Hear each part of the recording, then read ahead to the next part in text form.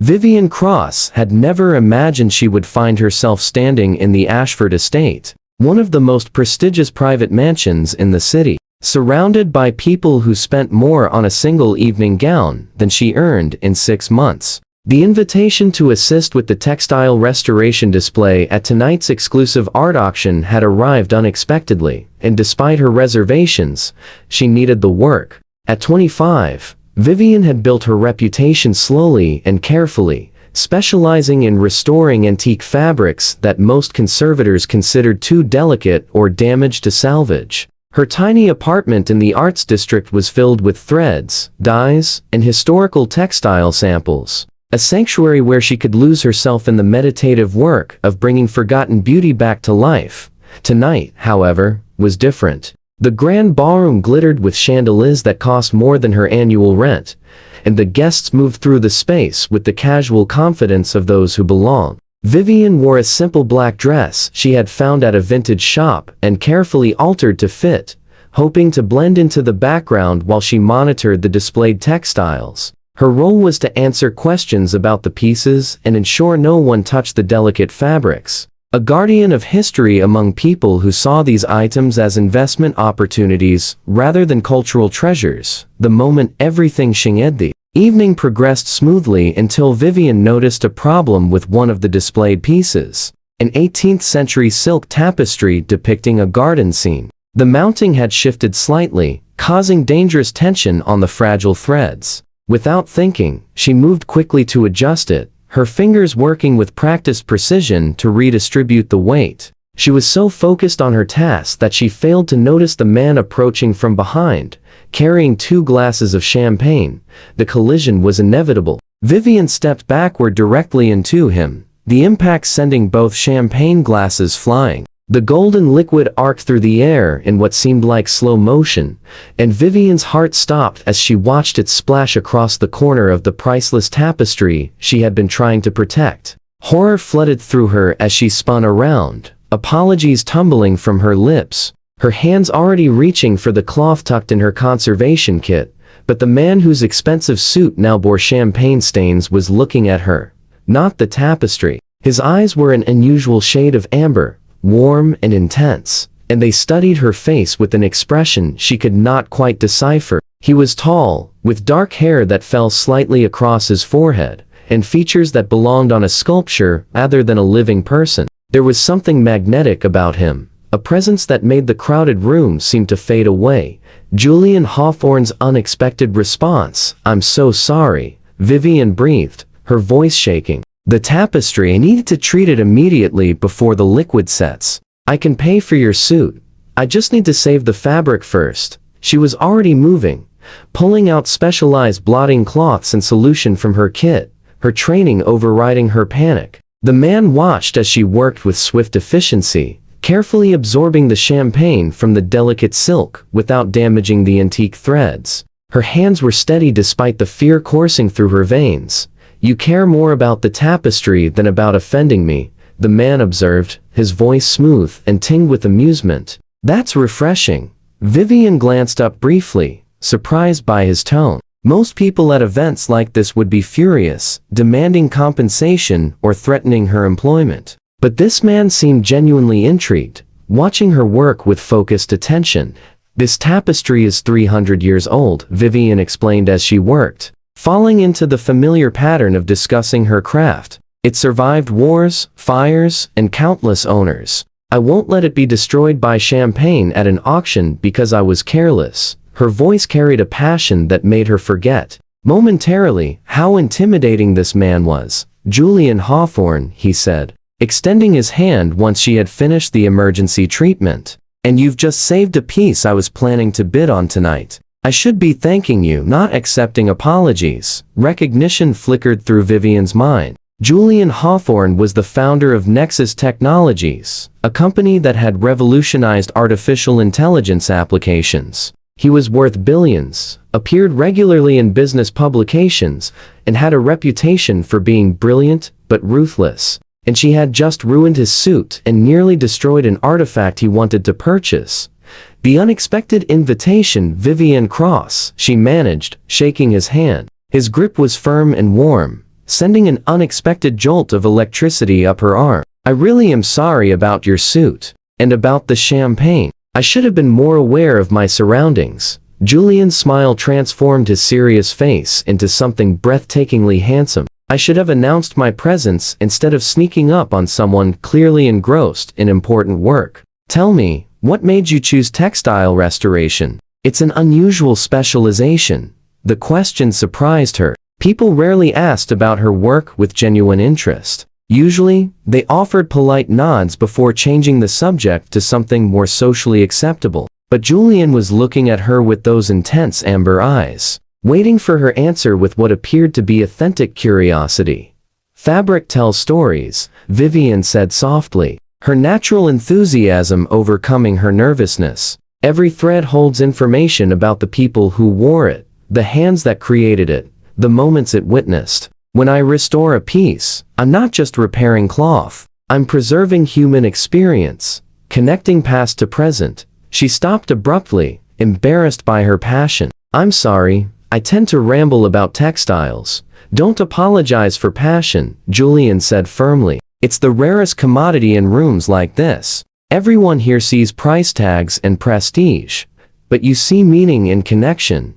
He paused, seeming to make a decision. This auction is unbearably tedious, and I find myself much more interested in hearing about textile restoration than listening to inflated bidding. Would you consider leaving early and having dinner with me? There's a quiet restaurant nearby that serves excellent food and has private booths where we could actually have a conversation. Vivian's dangerous decision. Every rational instinct screamed at Vivian to decline. Men like Julian Hawthorne did not genuinely interest themselves in women like her. He was probably bored, looking for entertainment, and would lose interest the moment he truly understood how ordinary she was. She should make a polite excuse, finish her work, and return to her safe, predictable life, where disappointment could not reach her. But when she looked into his eyes, she saw something that made her hesitate. Beneath the confidence and wealth, she recognized loneliness, a mirror of her own isolation staring back at her.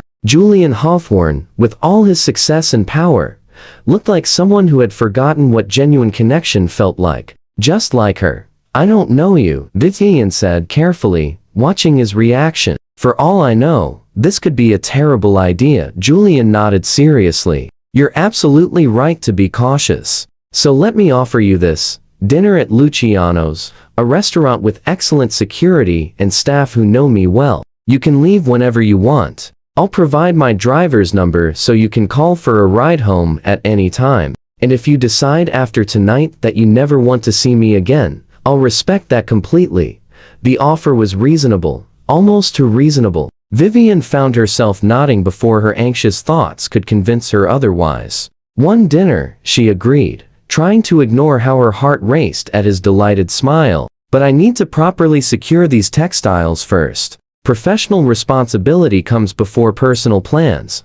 I wouldn't expect anything less, Julian replied warmly. I'll wait. The beginning of something dangerous. 20 minutes later, Vivian found herself in the passenger seat of Julian's car. A sleek vehicle that probably cost more than her entire apartment building. He drove with relaxed confidence through the city streets while they talked about everything and nothing. Julian asked about her childhood, her education, her dreams for the future. He listened with genuine attention when she described growing up in foster care after her parents died in an accident when she was 8, bouncing between homes where she learned to be invisible and need nothing from anyone. In turn, Julian revealed pieces of himself that contradicted his public image. He spoke about growing up with parents who valued achievement over affection, who measured love in accomplishments rather than embraces. He described building his company from nothing, driven by a need to prove his worth, only to discover that success felt hollow when there was no one to share it with who truly knew him. Everyone wants something from me, Julian said quietly as they pulled up to the restaurant. Business opportunities, investments, connections, fame by association. But no one just wants to know who I am beneath all of that. It's exhausting, pretending to be invulnerable all the time. Vivian understood that exhaustion intimately. She had spent years pretending she did not need closeness or connection, protecting herself from potential rejection by never allowing anyone close enough to hurt her. Looking at Julian's profile in the dim light, she realized they were both prisoners of their own protective walls. Both desperate for something real, even if they were terrified to reach for it. The restaurant was intimate and elegant, with soft lighting and tables spaced far enough apart to create bubbles of privacy. They claimed a corner booth, and as their conversation continued over wine and perfectly prepared food, Vivian felt something shift inside her chest. Julian made her laugh with stories about disastrous business meetings and technology failures. He listened intently when she described her dreams of one day opening a teaching studio where she could train others in textile restoration, preserving knowledge that was rapidly disappearing. "Why haven't you done it?" Julian asked, his hand resting on the table close to hers. "Opened your own studio. Pursued that dream." Vivian looked down at her wine glass, the old shame rising up. "Money, mostly. Space in the city is expensive, and quality equipment costs more than I can save. Plus, there's my brother to consider." "Your brother?" Julian's voice was gentle, encouraging her to continue. Vivian took a breath, rarely discussing her personal life with anyone. "Ethan, he's 23 and has been struggling with the chronic illness since he was a teenager. I help cover his medical expenses when I can. Opening a studio means financial risk I can't afford to take when he depends on my stability."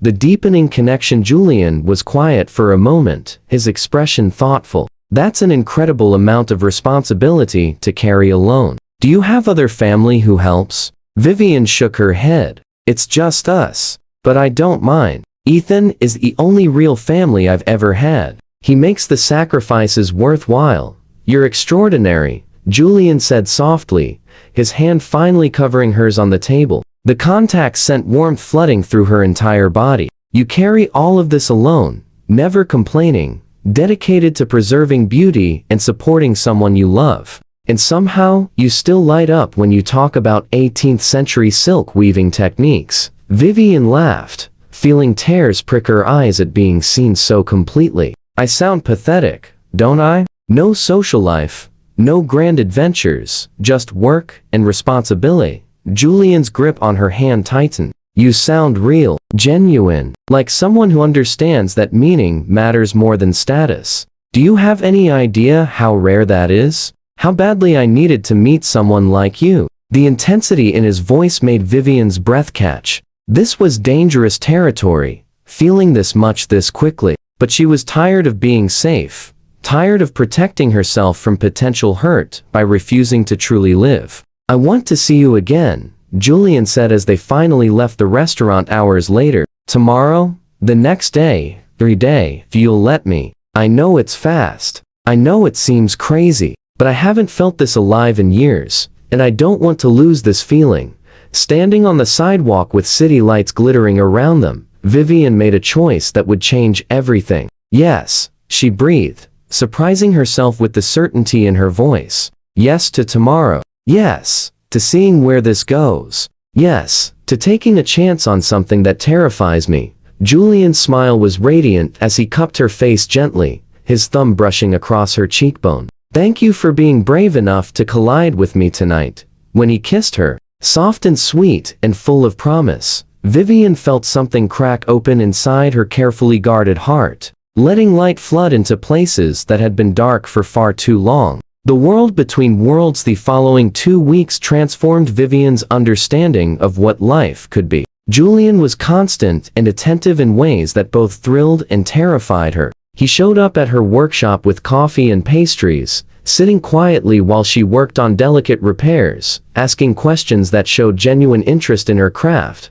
They explored hidden corners of the city together, finding tiny restaurants and forgotten gardens where they could talk for hours without interruption. Julian shared pieces of his life that contradicted everything the media portrayed, revealing a man who felt trapped by his own success. Exhausted by constant demands and expectations, Vivian found herself opening up in ways she never had before, sharing dreams she had kept locked away and fears she had never voiced. Julian listened without judgment, his amber eyes warm with understanding. He did not try to fix her or change her, simply accepted who she was with an appreciation that made her feel valued for the first time in her life. But beneath the growing connection, doubt whispered constantly in Vivian's mind. This could not last. Men like Julian did not build real lives with women like her. Eventually, he would realize she was ordinary, unremarkable, someone who belonged in her small world of fabric and thread, rather than his universe of power and influence.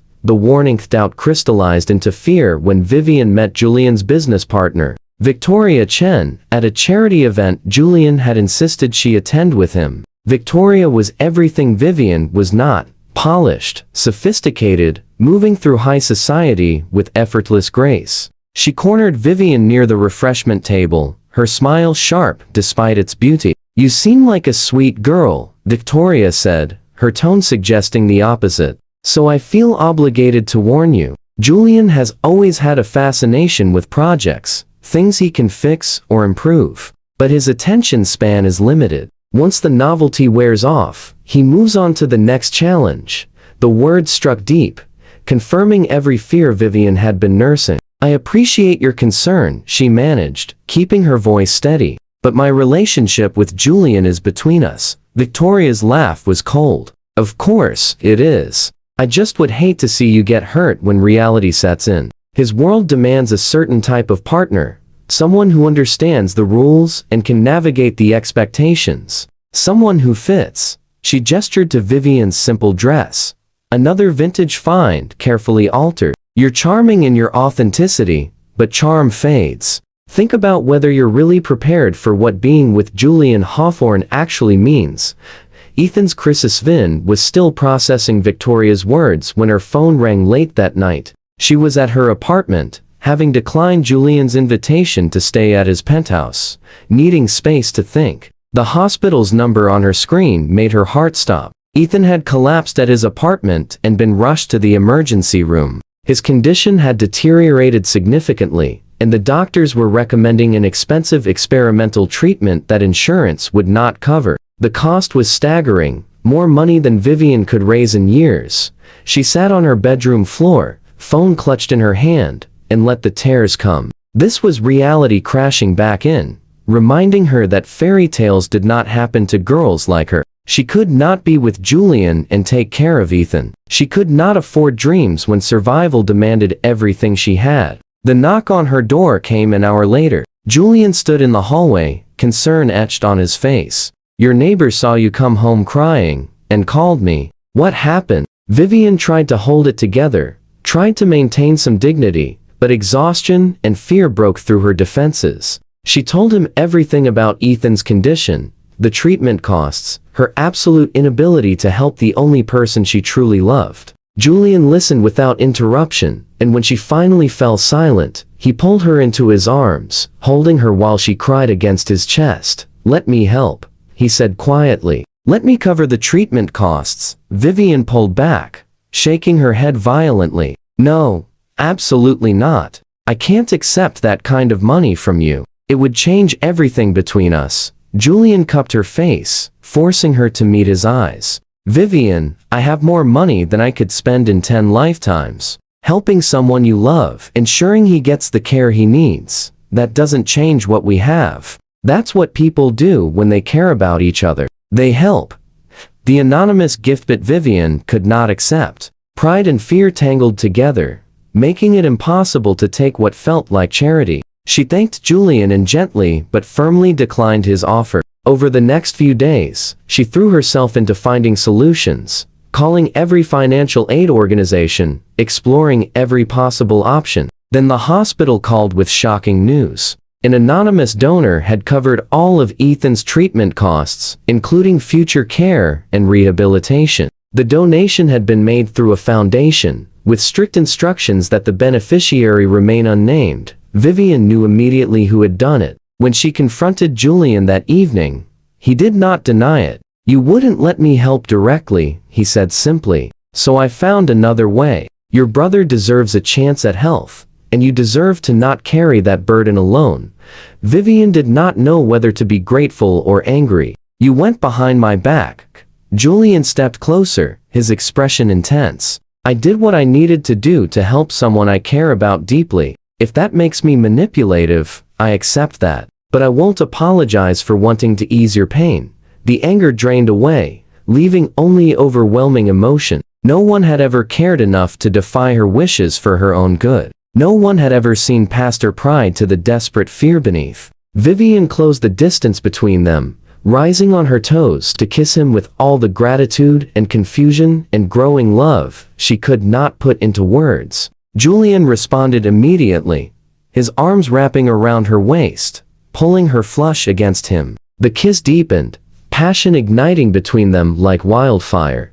The night everything changed. Come home with me, Julian murmured against her lips. Not because of the money or gratitude or anything, except that I need you. I need to show you how I feel, how much you mean to me. Vivian nodded, beyond words, beyond rational thought. She needed this too, needed to express what was building inside her through physical connection when language felt inadequate. The drive to his penthouse was charged with electricity. Every glance they exchanged felt like a caress, building anticipation until Vivian thought she might shatter from the tension. Julian's home was familiar now, but tonight it felt different. The city lights beyond the floor-to-ceiling windows seemed to pulse in rhythm with her racing heart. Julian poured them each a glass of wine, but neither touched the drinks. They stood in the middle of the elegant living room, the space between them crackling with unspoken desire. I've never done this before, Vivian admitted quietly, her cheeks flushing. Been with someone intimately. I want to, with you, but I'm nervous about disappointing you. Julian set down his untouched wine glass and came to her, taking her face in his hands with devastating gentleness. Vivian, you could never disappoint me. The fact that you trust me with this, that you're willing to be vulnerable with me, that's the greatest gift I've ever received. He kissed her softly, reverently, before scooping her into his arms and carrying her to his bedroom. The massive bed was draped in soft fabrics that Vivian's trained eye recognized as high-quality silk and cotton blends. But she stopped analyzing when Julian laid her down and joined her, his body covering hers with delicious weight. Discovering passion will go slowly, Julian promised, his fingers tracing the line of her jaw. If anything feels wrong or uncomfortable, tell me, and we stop immediately. This is about us connecting, not about performance or expectations. His understanding made tears prick Vivian's eyes, even as arousal pulled low in her belly. Julian undressed her carefully, his hands and mouth, worshipping each inch of revealed skin. He murmured words of praise and desire that made her feel beautiful rather than self-conscious about her inexperience. When Vivian reached for his shirt with trembling hands, Julian helped her, letting her explore his body at her own pace. She traced the planes of his chest, fascinated by the way his muscles tensed under her touch, emboldened by his sharp intake of breath when her fingers drifted lower. You're so responsive, she whispered, marveling at the effect she had on him. You undo me completely, Julian replied, his voice rough with restraint. Every touch, every look. You make me feel things I didn't know I was capable of feeling. They came together slowly, Julian keeping his promise to make her first time as pleasurable as possible. He used his hands and mouth to prepare her body, building pleasure until she was writhing beneath him, begging for more. When he finally entered her, the brief pain was quickly overwhelmed by a sense of completion that made tears slip down her temples. Julian moved with careful control, watching her face, adjusting his rhythm to her responses. He whispered encouragement and praise, telling her how incredible she felt, how beautiful she was, how much this meant to him. The awakening pleasure built in waves, each one stronger than the last, until Vivian felt herself shattering into 1,000 pieces of light and sensation. She cried out Julian's name as her first climax crashed through her, her body clenching around him. Julian followed moments later, burying his face in her neck as he found his own release, her name a prayer on his lips. Afterward, they lay tangled together, hearts still racing. Julian held her close, pressing kisses to her forehead and cheeks, his hand stroking soothing patterns on her back. Are you okay? He asked softly. Did I hurt you? Vivian smiled against his chest. You made me feel cherished and desired and beautiful. You made me feel like I matter, not despite my inexperience, but because of who I am." Julian tilted her face up to meet his gaze, his amber eyes blazing with emotion. "Vivian, falling in love with you. Actually, I think I've been falling since the moment you prioritized that tapestry over everything else. You're real in a way that nothing else in my life has been. You make me want to be vulnerable, to take risks, to believe in something beyond profit margins and market shares." Vivian's breath caught. "I love you too," she whispered. "It terrifies me because I keep waiting for you to realize I'm not enough, but I can't deny what I feel anymore." They made love again. This time with Vivian more confident, exploring what brought Julian pleasure. She discovered she liked the control when he let her set the pace, liked the way his carefully maintained composure crumbled under her touch. As dawn painted the sky in shades of gold and pink, they talked about everything they had been too afraid to voice. Julian confessed how lonely his life had been before her, how success had felt meaningless without someone to share it with who cared about him rather than his wealth. Victoria's intervention Vivian admitted her fears about not fitting into his world, about disappointing him when the initial fascination faded. Julian addressed each fear patiently, making promises he swore to keep, painting a picture of a future where they built something real together. The next few weeks were blissful. Vivian met Ethan for the first time since his treatment began, finding her brother looking healthier than he had in years. The gratitude in his eyes when she told him about Julian made her realize that accepting help was not weakness, but love in action. Julian integrated himself into her life seamlessly, learning to navigate her tiny apartment with good humor, helping her organize her textile samples, listening to her plans for eventually opening her teaching studio. Then Victoria struck again. She called Vivian directly, her voice urgent. "I need to meet with you. There's something you should know about Julian before this goes any further." Against her better judgment, Vivian agreed. They met at a coffee shop near Vivian's workshop. Victoria slid a folder across the table, her expression almost sympathetic. "Julian has done this before," she said quietly. "3 times in the past 5 years. He finds someone from a completely different world.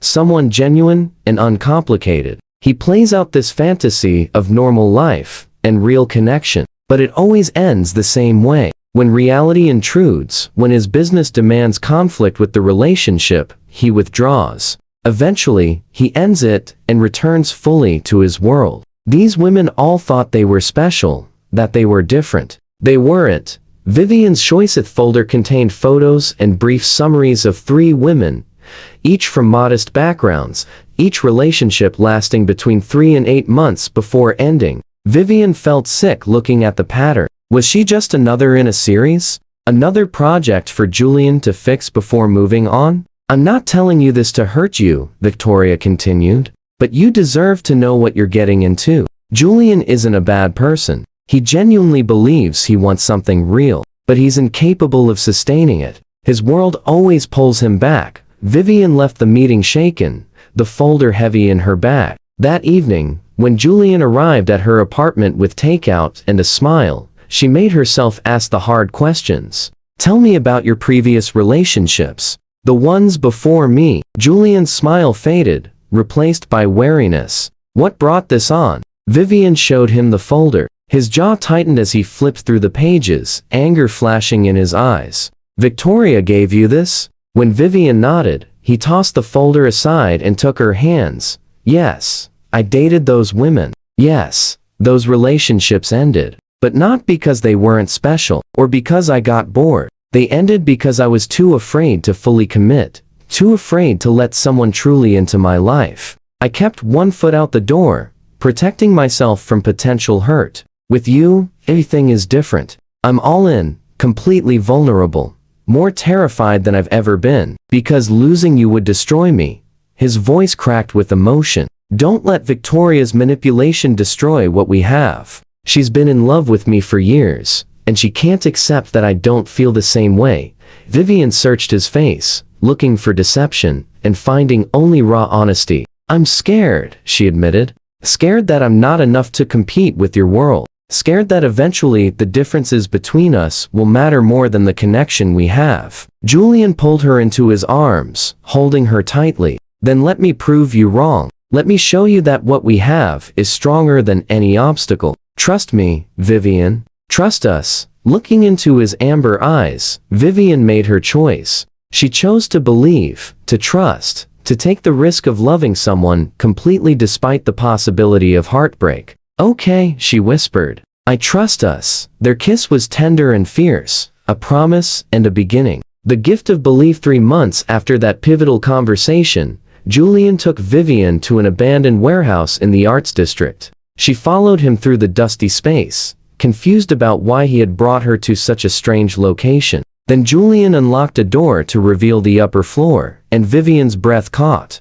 The entire space had been transformed into a dream studio. Natural light poured through massive skylights. Workstations were equipped with state-of-the-art conservation tools. Storage systems lined the walls, perfect for organizing textiles by era and material. A small classroom area occupied one corner, set up for teaching. Everything she had ever described wanting was here, made real. This is yours, Julian said quietly from behind her. The building, the equipment, everything. I've also established an endowment that will cover operating costs for the first 5 years, giving you time to build the teaching program without financial pressure. Vivian turned to him, tears streaming down her face. Julian, this is too much. I can't accept something so expensive. He crossed to her, wiping away her tears with gentle thumbs. It's not a gift. It's an investment in something I believe in. You have knowledge and skills that deserve to be shared,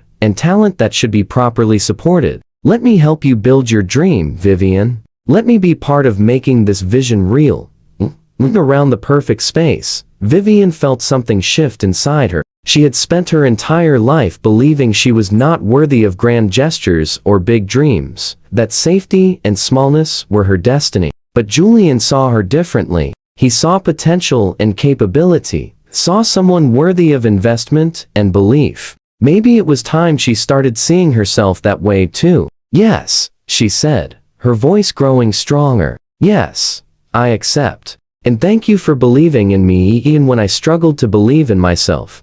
The family confrontation studio opened 2 months later with a small gathering of conservators, artists, and textile enthusiasts. Vivian had never felt more proud or confident. She demonstrated restoration techniques while Julian stood to the side, his face glowing with pride. For the first time, Vivian felt like an equal partner rather than someone being rescued. She had earned this through her skills and dedication, and Julian had simply provided the platform. But their happiness was interrupted when Julian's parents arrived unannounced. Richard and Catherine Hawthorne were exactly what Vivian had feared: cold, judgmental, and openly hostile to her presence in their son's life. We need to speak with you privately, Richard said to Julian, barely acknowledging Vivian's existence. About this unfortunate situation, Julian's jaw tightened. Anything you need to say can be said in front of Vivian. She's not going anywhere. Catherine's lips pressed into a thin line. Very well. We've been patient, assuming this phase would run its course. But you're making a spectacle of yourself with this girl. She's completely inappropriate for someone of your status and position. The board is starting to talk, and it reflects poorly on the family name. Finding her voice, Vivian felt the familiar shame rising, the old instinct to shrink and disappear. But then, she looked around the studio, at the space she had already begun filling with purpose and meaning. She thought about Ethan, healthy and thriving. She thought about the students she would soon teach, knowledge she would pass on. She was not nothing. She was not unworthy, and she was done letting anyone make her feel that way. With all due respect, Vivian said, her voice clear and steady, "I'm not inappropriate. I am educated, skilled, and passionate about my work. I contribute meaningfully to preserving cultural heritage. The fact that I don't come from wealth doesn't diminish my value as a person or as Julian's partner." Catherine's eyes widened at being addressed directly. Richard's face flushed with anger, but Julian's expression was pure admiration. "My relationship with your son is built on genuine connection, mutual respect, and love," Vivian continued. I don't want his money or status. I want him, the man beneath all the external trappings. If that threatens you or embarrasses you, that's your problem, not ours. Richard took a step forward, but Julian moved between them, his body language protective. Vivian speaks for both of us, Julian said coldly. I'm done apologizing for choosing happiness over appearances. You taught me that success was measured in achievements and acquisitions, but you never taught me about fulfillment or genuine connection. I found that on my own, and I'm not giving it up to satisfy your outdated notions of propriety. Catherine attempted a different approach, her voice turning, calculating. Think about the company, Julian. Your board expects a certain type of first lady, someone who can navigate the social obligations, who understands the politics. This girl is a liability. Julian's laugh was sharp and humorless. Then I'll resign. I'll sell my shares and start something new. The company has never been what I truly cared about anyway. It was just a way to prove myself worthy of your approval. Approval I now realize isn't worth having. The shock on his parents' faces would have been comical in other circumstances. Richard recovered first, his voice thunderous. You're willing to throw away everything you built for some nobody? The insult ignited something fierce in Vivian. She had remained calm when they attacked her, but hearing them dismiss Julian's feelings was intolerable. Your son is offering you a chance to be part of his happiness, she said, her voice sharp as broken glass. He's asking you to see him as a person rather than an extension of your ambitions. And you're so focused on controlling him that you can't recognize the gift he's offering. Maybe you should consider who the real liability is in this situation. The silence that followed was deafening. Then Richard turned on his heel and strode out, Catherine following after one last contemptuous glance. When they were gone, Vivian's knees nearly gave out. Julian caught her, holding her steady. I can't believe I just spoke to your parents that way, she whispered. I can't believe you defended us so perfectly, Julian countered. You were magnificent, fierce and eloquent, and absolutely right about everything. He kissed her deeply, pouring all his admiration and love into the contact. I meant what I said. I'll walk away from the company if necessary. Nothing matters more than us building a life together.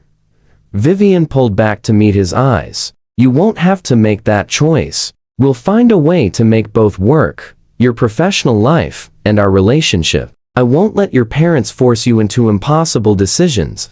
The public declaration. Weeks later, Julian had a scheduled keynote address at a major technology conference. Vivian attended as his guest, sitting in the front row while he discussed artificial intelligence, ethics, and responsible innovation. But at the end of his prepared remarks, Julian went off script. Before I close, I want to address something personal, he said, his eyes finding Vivian in the audience. There's been speculation about my relationship status, questions about whether I'm making appropriate choices for someone in my position. I want to be absolutely clear. The room fell silent. Every attendee focused on Julian's next words. I am deeply in love with an extraordinary woman named Vivian Cross. She's a textile conservator and educator who dedicates her life to preserving cultural heritage and passing knowledge to the next generation. She comes from a modest background and has overcome challenges that would have broken most people. She makes me want to be a better man, to use my resources for meaningful impact rather than just personal gain. And I intend to spend the rest of my life with her. The silence continued for a heartbeat, then the room erupted in applause. Vivian's face burned as hundreds of eyes turned toward her, but Julian's smile was radiant, his public declaration a shield against any future attacks. When he finished the conference, he came directly to her, pulling her into his arms despite the watching crowd. Did I overstep? He asked quietly. Was that too public? Vivian shook her head, tears streaming down her face. It was perfect. You chose me in front of everyone, made it clear where you stand. I've never felt more valued. The proposal evening, Julian took Vivian to a botanical garden closed for a private event. They walked through paths lit by thousands of tiny lights, surrounded by blooming flowers and the scent of growing things. In the center of the garden was a gazebo wrapped in climbing roses, and waiting there was Ethan, tears already streaming down his face. "What's happening?" Vivian asked, confused.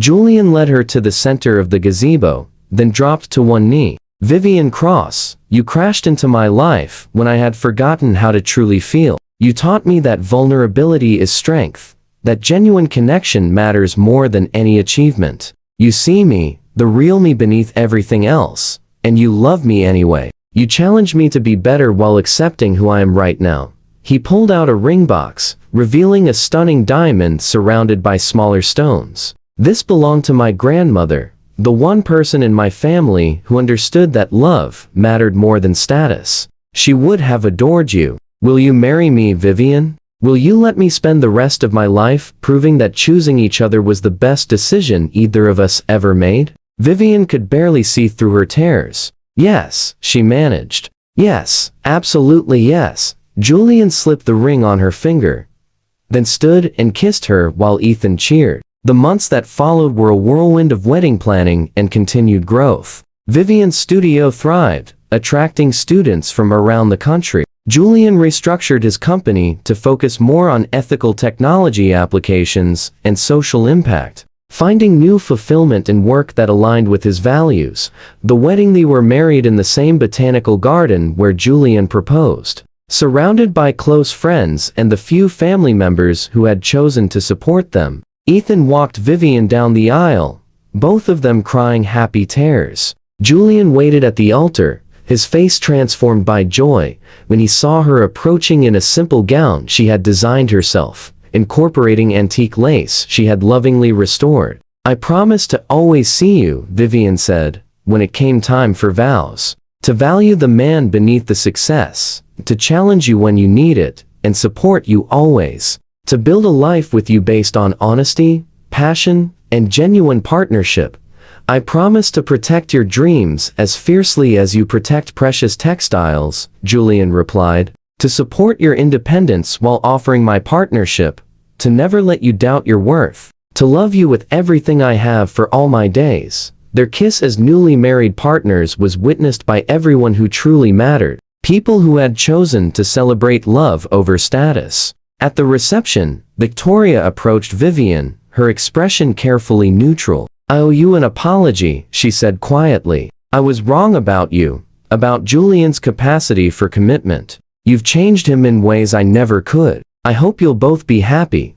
The honeymoon, and Vin accepted the apology gracefully, choosing forgiveness over resentment. Their honeymoon was spent traveling to textile museums across Asia, combining pleasure with professional development. Vivian consulted on several restoration projects, while Julian learned to appreciate fabrics through her educated perspective. In a small museum in Kyoto, standing before a centuries-old silk kimono, Julian pulled Vivian close. "Do you know what I love most about you?" he asked. "What?" Vivian smiled up at him. "You taught me that love isn't about possession or rescue. It's about partnership and mutual growth. The way you approach textiles, with respect and care and a desire to preserve rather than own, that's how you approach relationships. That's how you approach life." Vivian turned in his arms, her heart full to bursting. "You taught me I was worthy of being seen. You gave me the courage to claim space and voice my needs. You showed me that vulnerability can lead to strength rather than just pain." Years later, their story would be told as an example of love transcending boundaries. Vivian's studio became renowned not just for restoration work, but for the philosophy behind it, that everything valuable deserves care and preservation, whether fabric or human hearts. Julian's company transformed into a leader in ethical technology, proving that profit and principle could coexist.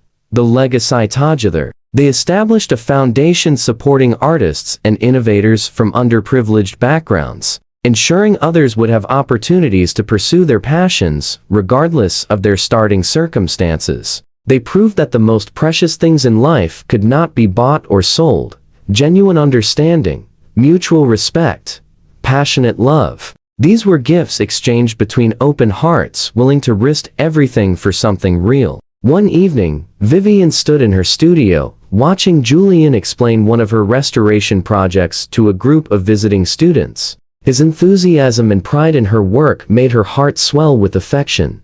This magnificent man, who could have had anything, chose her, not despite her humble origins, but because of who she was beneath all the external labels. And she had chosen him, not for his wealth, but for the lonely soul she recognized as a mirror of her own. Their love had awakened something in both of them. For Vivian, it was confidence and the courage to claim the space she deserved in the world. For Julian, it was the ability to be vulnerable and connect authentically, finding fulfillment beyond professional achievement. Together, they became more than they could have been apart. When Julian caught her watching him and smiled that private smile reserved only for her, Vivian knew with absolute certainty that some collisions were destiny in disguise. The future unfolding their love story continued to unfold, not with dramatic gestures or grand declarations, but in quiet moments of understanding, steady support through challenges, and joyful celebration of dreams realized together. On their 5th anniversary, standing in the gallery space where their love had first been publicly declared, Julian presented Vivian with a gift, an antique textile fragment from the 18th century, damaged but salvageable. "I thought you could restore this together," he said. "It can be our next project." Working side by side on something beautiful, Vivian cradled the precious fabric, seeing not just the threads and patterns, but the metaphor Julian offered. Their relationship was like restoration work, careful, patient, requiring attention and skill, but resulting in something more beautiful for having been lovingly tended. "Perfect," she whispered, kissing him softly. "Absolutely perfect." And so their story continued, two souls who had found each other against all odds, building a life rich with meaning, connection, and love that grew deeper with each passing day. They had taught each other that true wealth was not measured in bank accounts or social status,